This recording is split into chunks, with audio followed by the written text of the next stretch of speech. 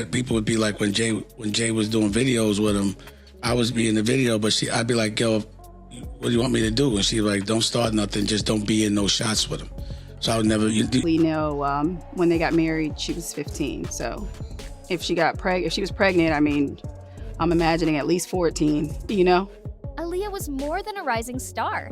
She was the future of R&B, the princess of hip-hop and soul, and at just 22 years old, she had already achieved what most artists only dream of. But on August 25th, 2001, everything changed. A plane crash in the Bahamas ended her life, along with the lives of 8 others, leaving fans worldwide in shock and grief.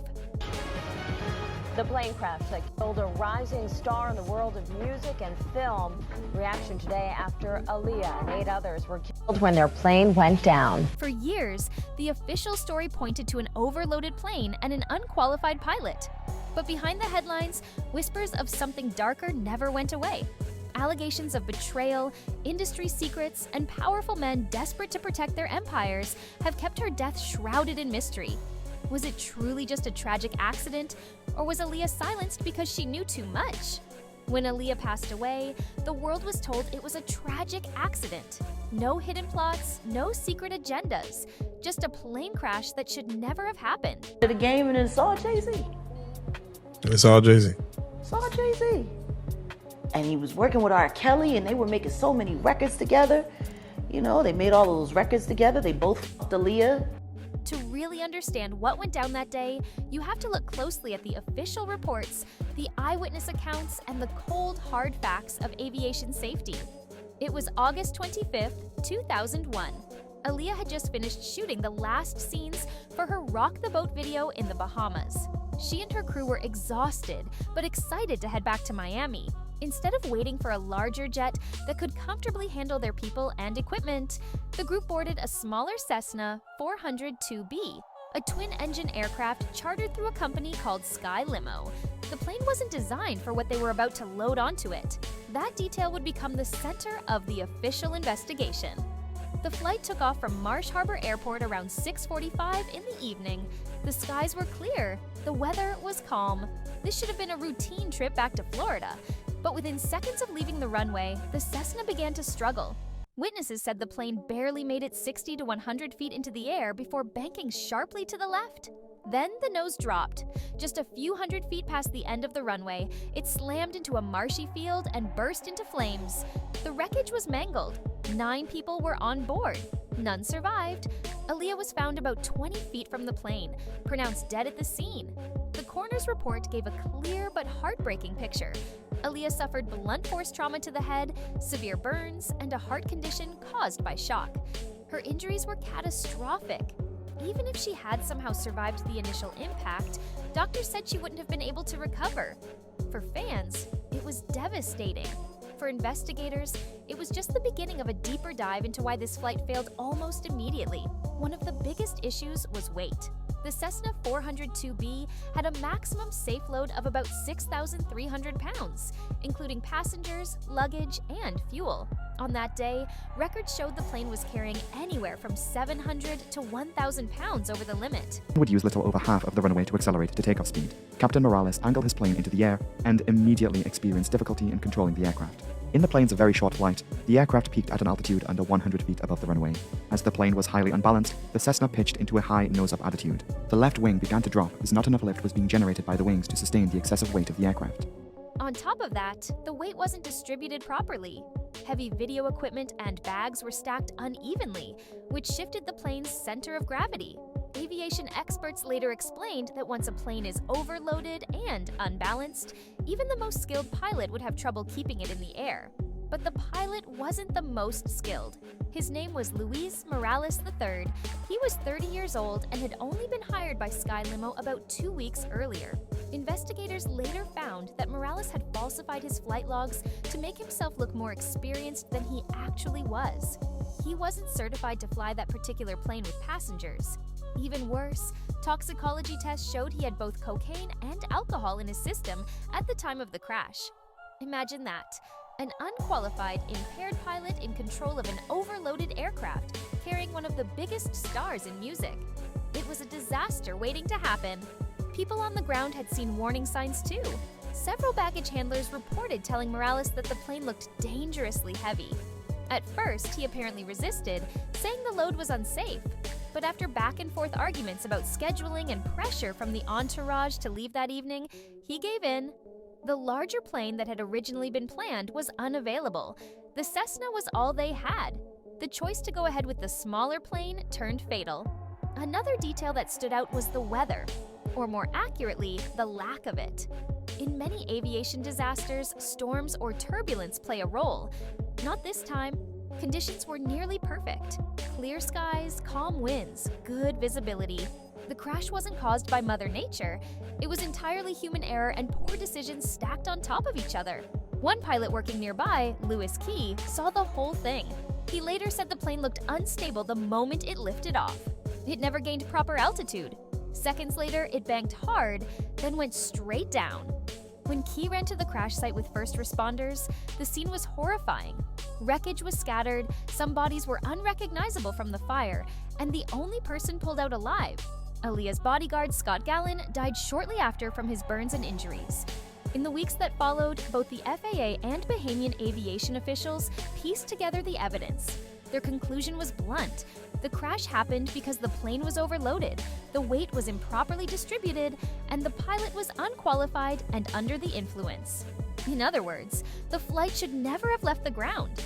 Before her life was cut short, Aaliyah had already achieved what most artists dream about, and she was just getting started. Her rise wasn't overnight, but from the moment she stepped into the spotlight, it was clear she had something special. Aaliyah Dana Houghton, born January 16, 1979, in Brooklyn and raised in Detroit, grew up surrounded by music. By the time she was 10, she had already performed on Star Search and even sang with Gladys Knight in Las Vegas.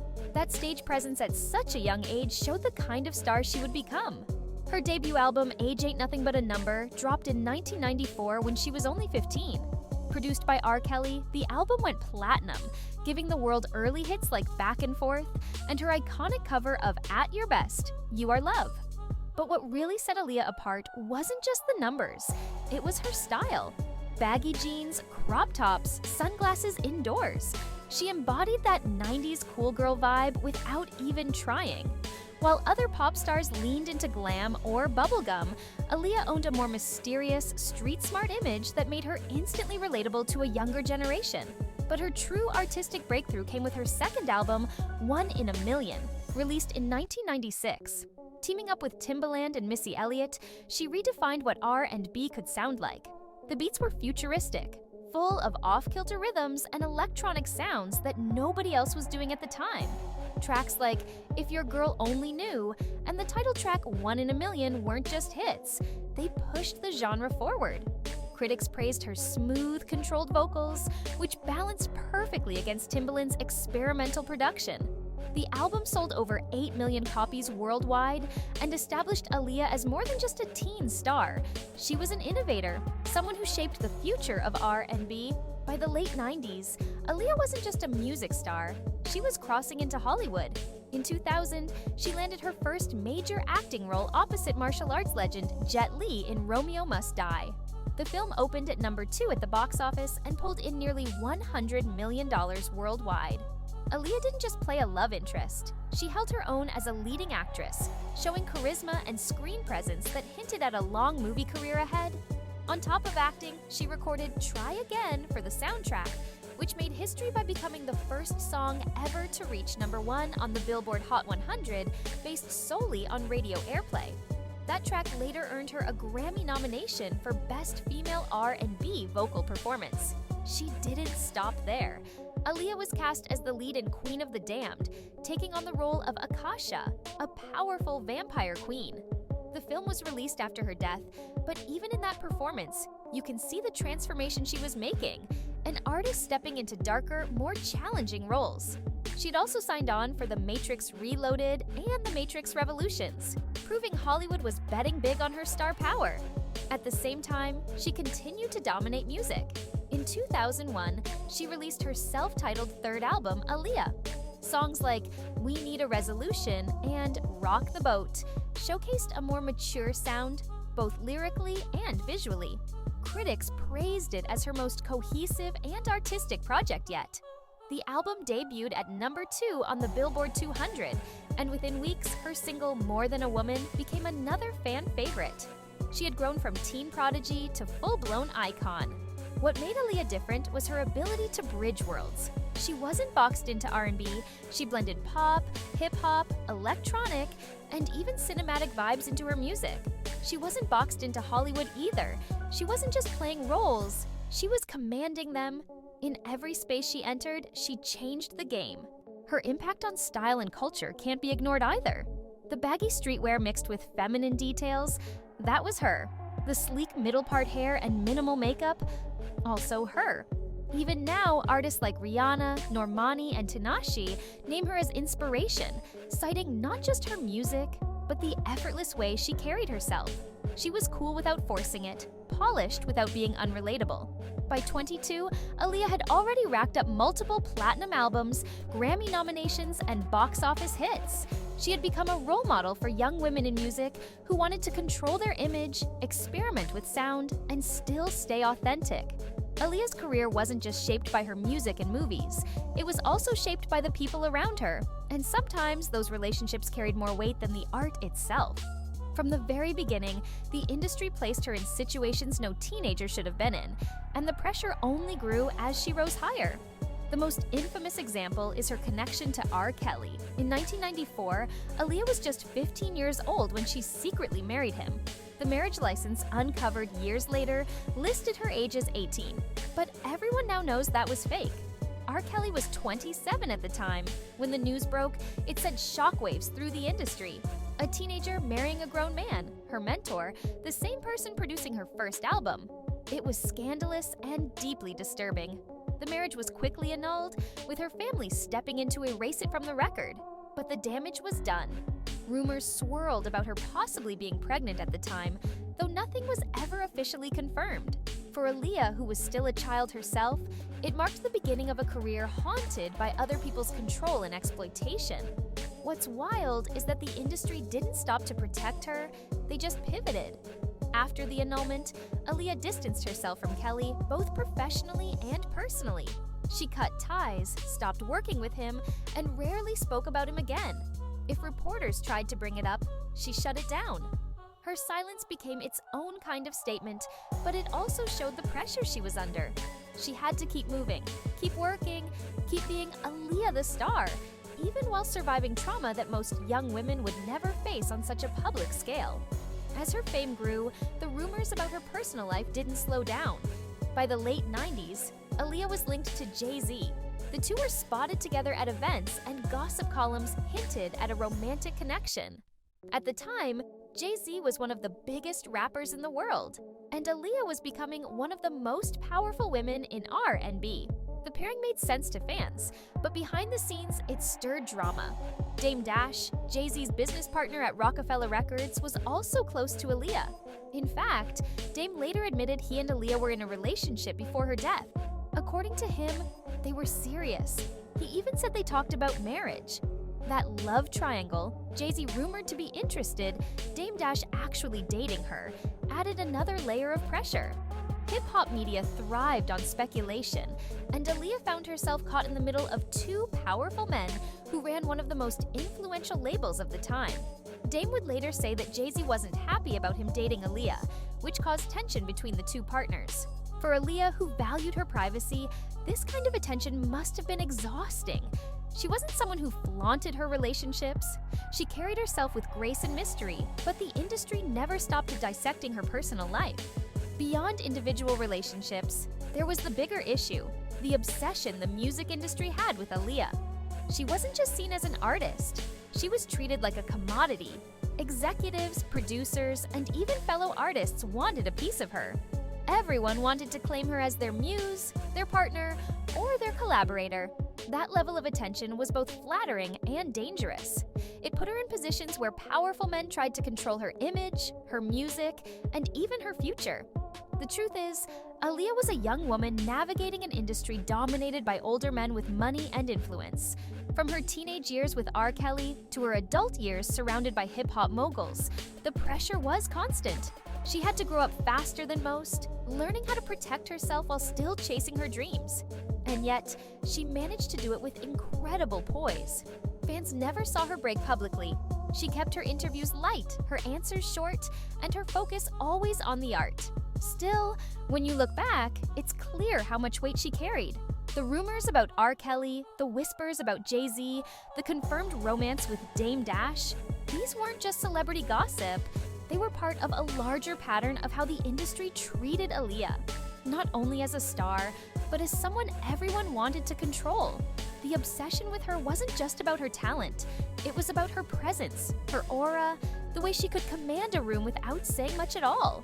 People projected their own desires and ambitions onto her, and that constant spotlight created a pressure cooker environment. By the time she was 22, Aaliyah had lived through situations most people don't face in a lifetime. A secret marriage and annulment at 15.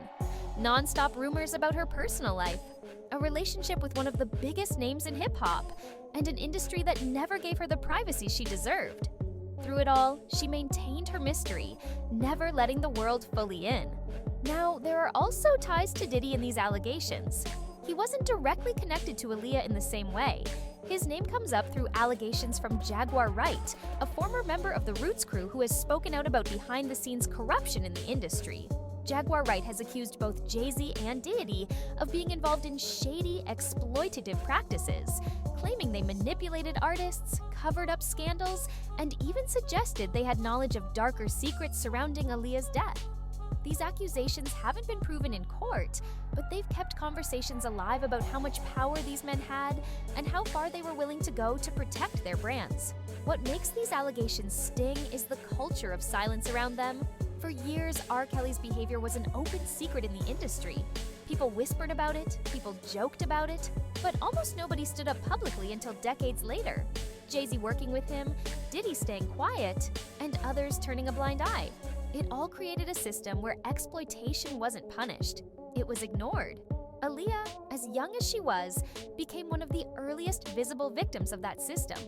The dynamic is almost impossible to ignore.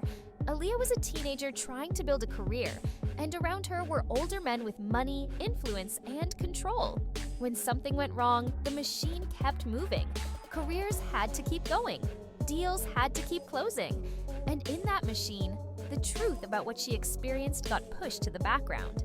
Even years later, the connections still feel uncomfortable. Jay-Z rarely speaks about Aaliyah at all. Diddy has stayed quiet on the subject. Dame Dash is the only one who consistently speaks out, emphasizing how hurt and frustrated he was by both R. Kelly's actions and Jay-Z's decision to align with him. That silence from others has only fueled speculation that there's more to the story. Maybe not in the sense of a conspiracy to end her life, but in the sense of a conspiracy of silence to protect reputations and profits. Now, Aaliyah's death comes with a lot of conspiracy theories too, because the official story never seemed to sit right with everyone. One of the most unsettling theories is that Aaliyah never wanted to be on that plane in the first place. Multiple witnesses said she was hesitant the moment she saw how small and overloaded it was. She had always been nervous about small aircraft, and she voiced that fear to people around her. According to one baggage handler, she was even sitting in a taxi outside the airport, refusing to get out while her team argued with the flight crew. That's when, according to his account, someone handed her a pill to calm her down. Minutes later, she was unconscious, carried onto the plane without being aware of what was happening. The idea that Aaliyah may have been drugged before boarding is one of the most talked about theories. Her autopsy showed traces of a sedative and alcohol in her system, which only added fuel to that fire. If true, it suggests she didn't make the decision to board on her own terms. Another thread people pull on is the weight of the plane. The National Transportation Safety Board concluded the Cessna was at least 700 pounds overweight. That's not a small miscalculation. It's the kind of mistake experienced pilots and flight crews are trained to catch. Yet the plane still took off. Some conspiracy-minded fans argue that the overloading wasn't a mistake at all, but intentional sabotage to make sure the plane wouldn't stay in the air. It doesn't help that Aaliyah had allegedly begged not to board, only for her objections to be ignored. The image of her unconscious in her seat on an aircraft doomed before it even left the runway has made people question whether this was truly an accident or a chain of deliberate choices. From there, theories spiral into darker territory. Some believe Aaliyah was silenced because she knew too much about the predatory men in the music industry. After all, her history with R. Kelly was no secret, and her proximity to powerful figures like Jay-Z and Dame Dash had already been surrounded by drama and rumors. In this theory, the crash was not just negligence, but a cover-up, a way of removing someone who might have spoken out or disrupted powerful careers. There's no hard proof of this.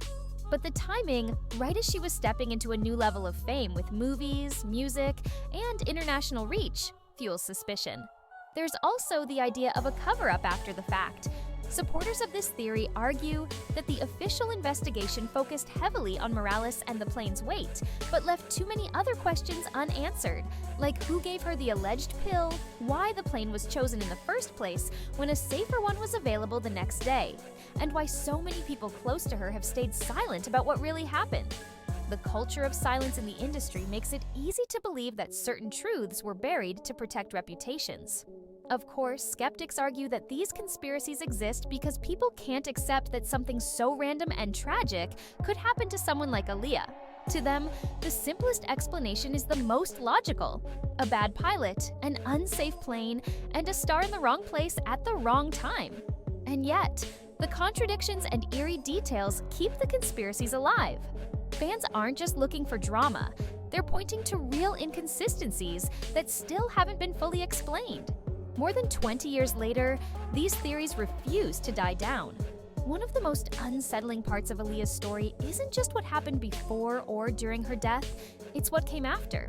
For more than 2 decades, her family has barely spoken about the controversies tied to her life and the conspiracies surrounding her death. The silence is almost as loud as the tragedy itself, and for many fans, it feels intentional. Aaliyah's parents, Michael and Diane Houghton, kept their daughter's image polished and untouchable. They've defended her artistry, her legacy, and even fought legal battles to control her catalog. But when it comes to the darkest allegations, the secret marriage to R. Kelly, the possibility of her being exploited by older men, and the suspicious details around her plane crash, they've stayed quiet. That silence has fueled endless speculation. Were they protecting Aaliyah's image from being forever linked to abuse? Or were they protecting people in the industry who held enormous power over their daughter's career? The rumors don't stop with silence either. Some insiders have whispered for years about Aaliyah's mother, Diane, and her alleged connection to R. Kelly. Diane had her own inappropriate relationship with Kelly, which made the family complicit in keeping the truth about Aaliyah buried. If that claim were ever proven true, it would shift the narrative from Aaliyah being victimized only by the industry to her being let down by those closest to her. The Houghtons have never addressed this directly, but their refusal to speak about R. Kelly, even after his conviction on federal charges, only makes the whispers louder. The industry itself hasn't exactly rushed to clear things up either. Jay-Z, who was rumored to be romantically interested in Aaliyah before Dame Dash started dating her, has rarely mentioned her name in interviews. Diddy, who was one of the most powerful moguls of the early 2000s, has kept his distance too. Dame Dash is the only one who has consistently spoken about Aaliyah, openly admitting how much she meant to him and how angry he was at Jay-Z for teaming up with R. Kelly on the Best of Both Worlds project. To this day, Dame insists that the collaboration was disrespectful to Aaliyah's memory, knowing what she went through with Kelly. That rift between Dame and Jay-Z became one of the biggest fractures in Rockefeller records, and for conspiracy theorists, another sign that industry politics played a role in how her story has been handled. The lack of open acknowledgement from the industry has created a vacuum, and in that vacuum, conspiracy theories thrive. Some believe Aaliyah's death was tied directly to industry politics, that she became a liability because she had too much knowledge about abuse, exploitation, and shady deals. Her connection to R. Kelly alone linked her to one of the most dangerous open secrets in music. Add in her relationships with Jay-Z and Dame Dash, and she was suddenly at the center of a power struggle between men who were shaping hip-hop at the highest level. It's not hard to see why fans think removing her from the picture may have benefited some of the most powerful names in the game. And then there's the fact that the people rumored to be involved, Jay-Z, Diddy, and even R. Kelly before his downfall, went on to become bigger than ever. Jay-Z became a billionaire, Diddy built an empire, and R. Kelly continued releasing hits for years after Aaliyah's death.